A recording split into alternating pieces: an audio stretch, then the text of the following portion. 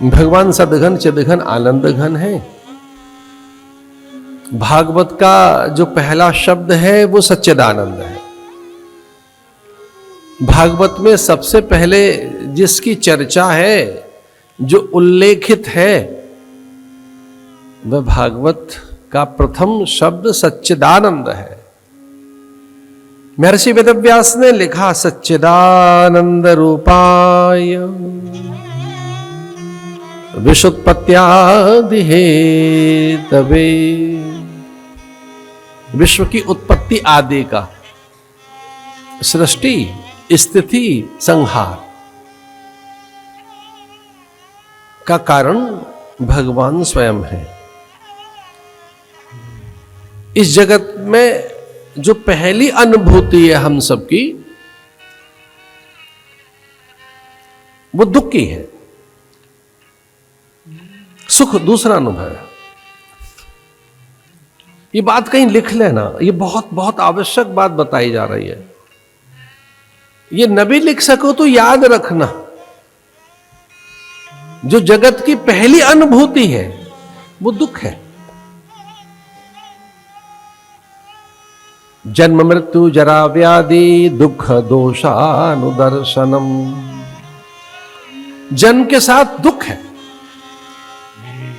मां को दुख है पैदा करते समय, जीव को दुख है जन्म के साथ, उसका रुदन उसका रो जाना, जन्म के साथ ही रोदन है। जन्म के साथ प्रमोदन नहीं है, उल्लास नहीं है, आनंद नहीं है, आह्लाद नहीं है। बालक जन्म ले रहा है तो ताली नहीं बजा रहा है, किलकारी नहीं मार रहा है, हंस नहीं रहा है। जन्म के साथ प्रमोदित नहीं है, आह्लादित नहीं है। जन्म के साथ जैसी आंख खुली तो किलकारी मारनी चाहिए बालक को।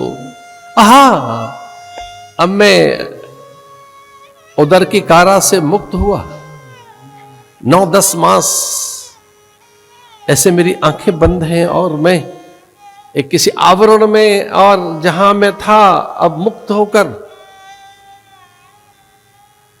लेकिन रोदन है। जन्म दात्री को भी दुख है और जन्म लेने वाले को भी दुख है, लेकिन फिर भले ही सुख हो, ज्ञान के बाद भले ही आनंद हो, लेकिन जग पहले दुख देता है, क्योंकि अपूर्ण है, ये अधूरा है, मिट जाने वाला है, परिवर्तनशील है, क्षणभंगुर है। इसमें व्याधि है, आधि व्याधि उपाधि, दैहिक दैविक भौतिक तापा। जगत में ये 3 ताप है। जगत क्या है? भट्टी है, तप रहा है जीव यहां। इसके ताप उत्ताप, इसकी तनिक सी उष्णता बनी रहती है, जलन बनी ही रहती है। कभी ईर्ष्या, कभी राग द्वेष, कभी अंदर से कोई व्यामोह, अवसाद, भय, आशंकाएं, संदेह। अज्ञानता में व्यक्ति कितना दुखी है। अज्ञानता में कुछ लोग खाली पीली बैठे हैं और क्या कर रहे हैं? चलो शत्रुओं को याद कर ले, शत्रुओं को याद कर ले। अब किन्हीं को तो याद करना ही है। अब क्या करें? खाली बैठे हैं, शत्रुओं का स्मरण कर लेते हैं। अज्ञानता में हम शत्रुओं का स्मरण कर रहे हैं, विपत्ति का स्मरण कर रहे हैं, अनेक प्रकार की आशंकाओं को आमंत्रित कर रहे हैं, विविध प्रकार के संशयों को बुला रहे हैं, भीतर में छिपे हुए संदेह के कीड़े को जगा रहे हैं। भैया जग जा, थोड़ा दुखी हो ले। अज्ञानता के कारण और नाना प्रकार के जो दुख हैं हमारे, वो हमारी अज्ञानता के कारण है, अविवेक के कारण है, अविचार के कारण है, अध्यात्म के अभ्यास के अभाव के कारण है। जो भागवत का ये पहला श्लोक है, बड़ा अद्भुत है। सच्चिदानंद रूपाय विश्वोत्पत्त्यादि हेतवे। तापत्रय विनाशाय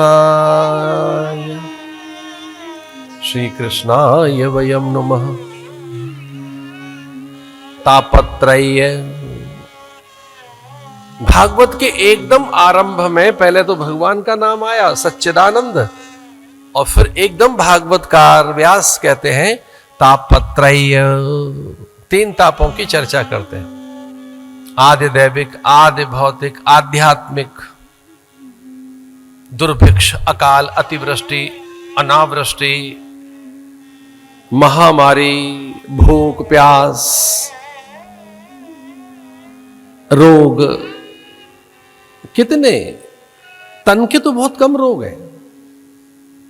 शास्त्रकार ऐसा कहते हैं, महापुरुषों का कहना है, ये भागवत ऐसा कहती है कि तन के रोग इतने नहीं है, वो तो बहुत कम है। तन के रोग तो, देह की व्याधियां तो बहुत कम है।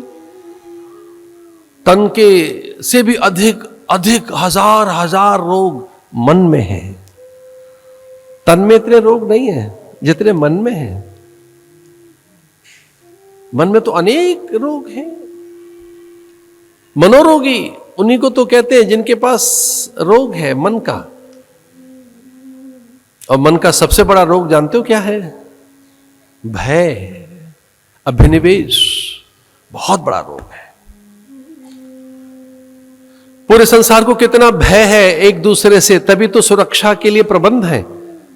आज पूरे संसार का द्रव्य, पूरे संसार का अर्थ, सारे संसार के जितने देश हैं, उन देशों के सारे बजट उठाकर देखो तो सुरक्षा पर कितना खर्च है।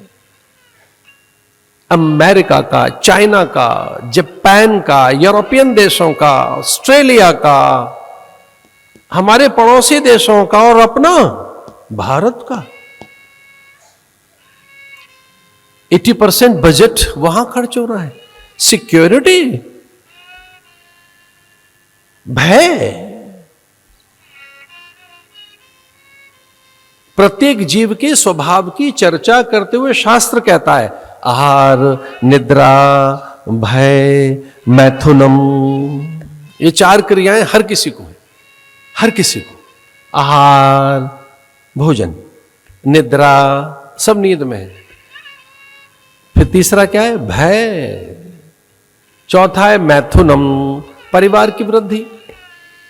पर ये तीसरा है, वो क्या है? भय। और हर जीव को है, प्रत्येक जीव को भय है।